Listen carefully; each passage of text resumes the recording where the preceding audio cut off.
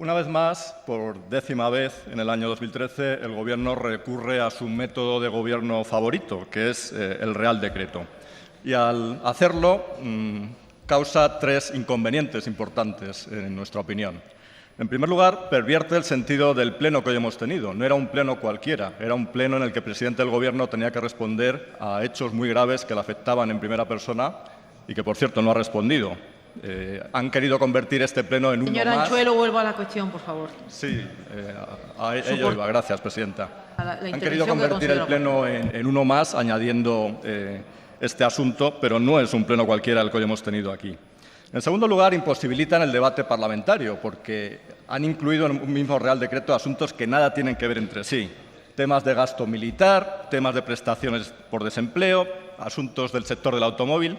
Y querría saber por qué un grupo parlamentario tiene que tener la misma posición sobre tres asuntos tan variopintos. Es imposible el debate parlamentario cuando hacen reales decretos como los que nos traen aquí cada semana. Y por último, y debería preocupar esto particularmente al señor ministro de Hacienda, pervierte totalmente los procedimientos presupuestarios. Un año más se trajeron aquí unas cuentas con calzador que se sostenían únicamente sobre el papel. Y mi grupo lo señaló, y el resto de grupos también, y este Real Decreto y el de la semana pasada demuestra que teníamos razón. El señor ministro nos miraba a los ojos y decía: créannos a nosotros, sabe mejor el Gobierno que los organismos internacionales lo que va a pasar, vamos a vencer a las previsiones. No, usted hizo unos presupuestos con unas previsiones macroeconómicas que todos le dijimos que eran incorrectas y, efectivamente, la recesión ha sido el triple de lo previsto. Y allí introdujo unos recortes que todos le dijimos que eran insostenibles. Y por eso la semana pasada tuvo que aumentar algo el gasto en I+D, en lucha contra incendios, en infraestructuras hidráulicas. Y por eso hoy nos trae otro Real Decreto en que aumenta el gasto ni más ni menos que en 6.800 millones de euros. Una minucia, más de 1 billón de las antiguas pesetas. Desde luego es difícil recuperar la credibilidad en nuestras cuentas públicas con estos procedimientos presupuestarios. Son tres los parches presupuestarios que hoy nos ocupan.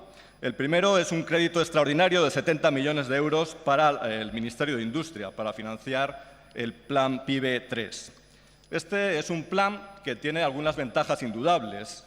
Una que ha señalado el ministro es el ahorro energético. Otra es que afecta a un sector importante en la economía española, importante por el empleo que genera, por las exportaciones y por los efectos de arrastre que tiene, sobre todo en la industria auxiliar, talleres, comercialización, seguros. Esto no debería hacernos olvidar, sin embargo, que tiene unos inconvenientes también reseñables, como cualquier subsidio público. ¿Por qué a este sector hay que ayudarle con dinero público y a otros no? Tal vez porque tiene más capacidad de presión. No provoca efectos indeseados este tipo de subsidios, como aumentar la demanda cuando el subsidio se da y reducirla bruscamente cuando el subsidio deja de darse, como hemos visto en el pasado.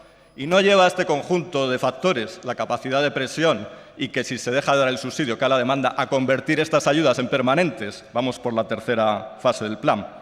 Por otro lado, si se quiere ayudar al sector del automóvil, sería mucho mejor ayudarle con políticas generales adecuadas que con un subsidio, porque aunque esto pueda tener un efecto positivo para el sector, no compensa ni de lejos el efecto negativo que tienen las políticas generales del Gobierno sobre el sector del automóvil.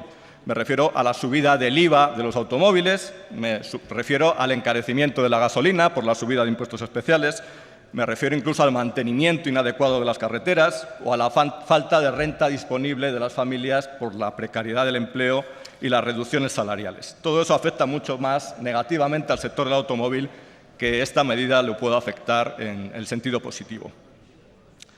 El segundo parche que se nos trae es un crédito extraordinario, en este caso de 877 millones para el Ministerio de Defensa, para financiar programas especiales de armamento. Nos preguntamos por qué esto es urgente e imprevisible, dado que son contratos que se han firmado hace años. Es una urgencia provocada artificialmente. Era fácil saber que estos pagos tenían que realizarse. Año tras año se opta por el mismo procedimiento para aparentar un gasto en defensa menor que el real, que es dotar de manera insuficiente algunas partidas y recurrir a préstamos del Ministerio de Industria para, más adelante, en verano, habitualmente, llevarse las manos a la cabeza y aparentar sorpresa. ¡Oh, sorpresa! No hay para realizar los pagos comprometidos hace años. Por motivos de urgencia hay que dotar un crédito extraordinario. Esta es una manera vergonzante de aumentar el gasto en defensa de ni más ni menos que un 15%, hurtando esta medida tan importante al debate presupuestario. Tercer parche que se nos trae, un suplemento de crédito, el más importante, de ni más ni menos que 5.850 millones de euros, casi 1 billón de pesetas para el Servicio Público de Empleo Estatal. Por 3 motivos, se nos dice. En primer lugar, hay un mayor gasto en prestaciones de desempleo de lo previsto. ¡Oh, sorpresa! Mi grupo le dijo, y otros también, que no tenía ningún sentido reducir más del 6% lo presupuestado para prestaciones por desempleo cuando estaba aumentando el paro fuertemente. No hace falta ser premio Nobel de Economía para darse cuenta de que eso no tenía ningún sentido. Y efectivamente, aquí está el agujero en las cuentas del Servicio Público de Empleo Estatal. ¿Y a qué se ha debido esto? Pues a una imprevisión deliberada para aparentar unas disminuciones de gasto que no eran reales. Y esto pese a que ha habido importantes recortes en las prestaciones. En las prestaciones a partir del 7º mes, el endurecimiento para el acceso a la renta activa de inserción, el endurecimiento del plan Prepara, es decir, que los parados reciben hoy menos cantidad que antes y además hay menos parados, no hay menos parados, hay un menor porcentaje de parados que tienen acceso a la prestación porque la tasa de cobertura está cayendo fuertemente. También hay gente que ha abandonado el país o ha abandonado la búsqueda de empleo. Pues pese a estos 3 efectos, es tal la brutal caída de empleo y aumento de paro que ha habido en nuestro país que el agujero en las cuentas públicas es de miles de millones de euros. Segundo motivo, los ingresos por cotizaciones han sido menores de lo esperado. ¡Oh, sorpresa! De nuevo, les dijimos también, claro, con la destrucción de empleo que están generando, con reducciones salariales, con precarización del empleo, las bases de cotización se van a ver afectadas. Y tercer motivo, hacen falta pagar bonificaciones en las cotizaciones a la Seguridad Social para la contratación. Mi grupo ha sido muy crítico con este tipo de bonificaciones y lo seguimos siendo. Creemos que es un método ineficiente de generar empleo estable. A la vista está que el 92% de los nuevos empleos siguen siendo temporales y además muy costoso. Aquí se dotan 232 millones más. Insisto en las propuestas de mi grupo respecto al contrato único indefinido que harían innecesarias estas bonificaciones que deberían dedicarse a mejorar la formación de los parados, a políticas activas de formación.